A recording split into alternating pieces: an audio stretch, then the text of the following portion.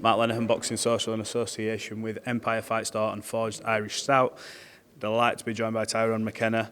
Tyrone, look, I know Michael Conlan and Jordan Gill is the main event, but when I talk to people about this card here in Belfast, the first fight they talk about, second to that, yourself, Lewis Crocker, how buzzing you to be back in Belfast and performing? I'm Mr. Main Event. That's what people know me as. I'm buzzing. I mean, obviously this fight before DAZN took it, I was main event. It was main event in the SSC, so that shows you how big the fight is. It shows you how good the card is. The card is stacked of unbelievable fights, and the fight that everyone's talking about is my fight. And the reason is I bring entertainment every time. I've been out of the ring for a year and a half. A lot of people think it's a bit inactive, but in my eyes, I've been in training. I've had a couple of fights that fell through last minute, so I've been prepared and ready for fights. So in my mind, I'm not inactive. A year and a half, I've been active. I've been training hard. I've been learning every camp. So I'm ready to put on a show. I'm choking for a war. I'm choking for blood to be pouring everywhere, and that's what's going to happen on Saturday. I can't remember if it was the last one, but one of the press conferences I saw you and you started singing, "Whoa, what is it good for?" And look, it's good for every fight for you because that's what we get, and you are entertaining. Lewis Crocker comes into this, and he's sort of feel like the new kid on the block who everyone's talking about. But you, in terms of the level of opponents you've been in with, the victory you've got on your resume, far eclipse what he's done, and everyone has to earn the stripes, and he's on his way up. But how do you see this fight going? Where are your advantages coming into this? My advantages are just complete experience of everything. Like, he hasn't fought in front of more than 1,000 people. This is going to be 10,000 people at this arena. He hasn't fought a fellow Irishman, a person from Belfast. I fought a person from Belfast. I fought 5 people from Ireland, or 4 people from Ireland, sorry. So I'm well used to this. I'm well used to what kind of pressure this brings. This brings pressure that no normal fight brings. Even big fights, even fights when I fought pro grade, Jack Catterall, O'Hare Davies. This is different level kind of pressure. This is pride on the line. This is who's the king of Belfast, who's the king of Ireland, and right now I'm the king of Ireland because I've been undefeated against the Irish people, and that's not changing on Saturday. I'm just going to talk to you about a rivalry because I saw the promo to this, and you know it gets you going. You're looking, going, this is going to be an all-out war. But is there a bit of needle with Lewis, or is it strictly business, or because of where you're both from, is there that there as well? Talk to me about how this sort of comes mentally in your head. This is stuff I love. Like, this. I don't know if it's. I wouldn't say I don't like Lewis. Like, I've always supported Lewis during his career. But obviously, when a man's put in front of you, you're going to begrudge him. You're going to hate him. You're going to learn to not like the guy. And I don't like the guy right now. I'm going to be going into Saturday night to knock his head off.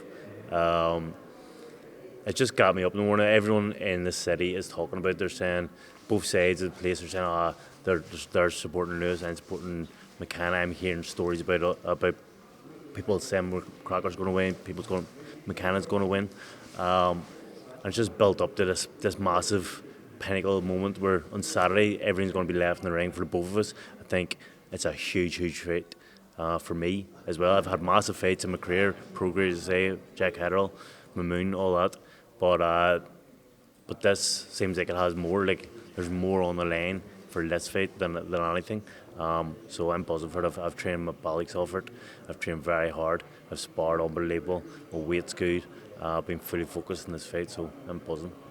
Ultimately, how do you beat this guy? You mentioned there about your experience of sort of going to the trenches. Let's just say that you're no stranger to deep waters.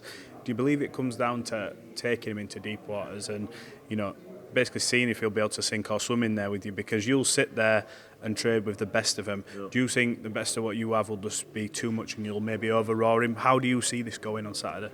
Listen, I'm the best boxer he's ever fought. He's not even in my top 6 or 7. So I've beat people better than him. And that's a fact. That's just facts.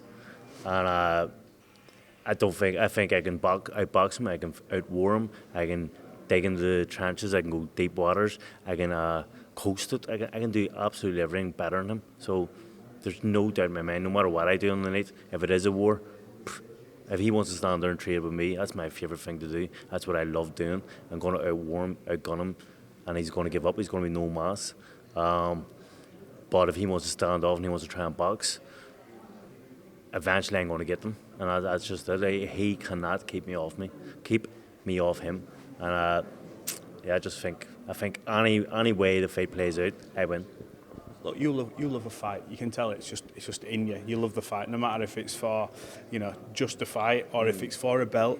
But what is it for you? Do you have aspirations of challenging for world titles again? Where are you at with that? Or is it a case of a fight at a time? If it's big enough, money's right, I'll take it. Talk to me. Listen, everyone wants to fight for world title. That's the dream, is the fight for world title. But obviously, I'm 33 years old. I've been fighting a long time. I have kids. I've got a missus, so money's always at the forefront of everything. I think world titles can come and be forgot about in years to come. But money is the staple of how to live. So it's probably the main priority always is money. But obviously I would love to fight for world title. My ambitions out of boxing is to become one of the most entertaining boxers in Irish boxing history, and I'm trying my hardest. I'm taking the biggest. I'm taking the biggest fights I can. I'm taking the hardest fights I can. I mean, these are fights I don't need to take. Lewis isn't the fight I needed to take. He's below me in the rankings. He's not really fought anyone. He doesn't really deserve to be fighting this. But I know the Belfast fans, the Irish fans want this fight. So I'd be a hypocrite to say no if I want to be the best and most known entertaining fighter in Ireland. Just quickly, Michael's going against Jordan Gill, obviously. It's his return fight after his loss to Alberto Lopez. Give me a quick prediction on what you think happens there. I believe Michael Conlan is looking lethal under his new coach. I've seen clips, I've seen clips of him training, I've seen clips on Instagram and Twitter and stuff, and he looks fucking unbelievable. He looks like the old Mick. He looks very, very focused for his fight. I think Gill's in for a hard night's work. I think Mick's gonna blast away from him. Quickly, let's just touch on your podcast. If anyone's not Whiskey and White, get Whiskey and White. Get all over it. Look yourself, Tommy Mac. You put together some hilarious skits. You shoot the shit. You have the crack.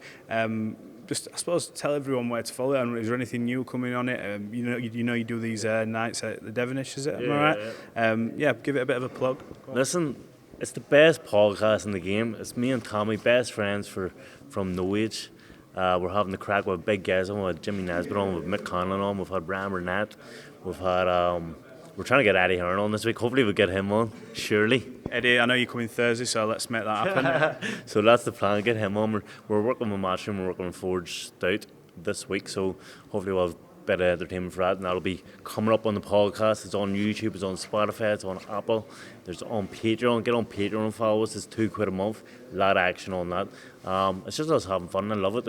It's grown from strength to strength. We're doing lives. We've got Marvin Herbert and Sonny Edwards on the live, and John Zoo. So we've got a big live coming here on December 29th.